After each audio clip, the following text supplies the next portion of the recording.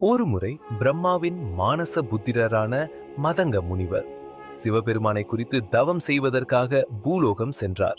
ஆனால் உலகம் முழுவதும் தண்ணீர் மையமாக இருந்ததால் அவருக்கு பூமி தென்படவில்லை. அதனால் தவம் செய்வதற்கான தகுந்த இடத்தை காட்டும்படி நாரதரிடம் மதங்க முனிவர் கேட்டுக்கொண்டார். பூலோகத்தில் எத்தகைய பிரளயம் வந்தாலும் ஸ்வேதவனம் என்ற இடம் மட்டும் சிவபெருமானின் சூலத்தால் தாங்கப்பட்டு அழியாமல் இருக்கும்.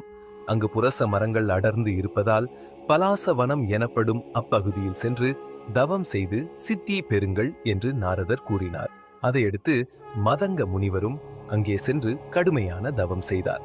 அப்போது அவரது தவத்திற்கு இடையூறு விளைவிக்க மன்மதனும் மோகினி உருவில் மகாவிஷ்ணுவும் வந்தனர். பதறிய மன்மதன் அப்போது மன்மதனை பார்த்து, மதங்க முனிவர், அடே அற்பபதரே, என்னிடமா உனது வேலையை காட்ட வந்தாய்? சிவபெருமானின் நெற்றிக் கண்ணால் வெந்து நீ அழிவாய் என்று மன்மதனுக்கு சாபமிட்டார். முருகப்பெருமானின் அவதாரம் நிகழ்வதற்காக வேண்டி மதங்க முனிவர் அவ்வாறு சாபமிட்டது குறிப்பிடத்தக்கது.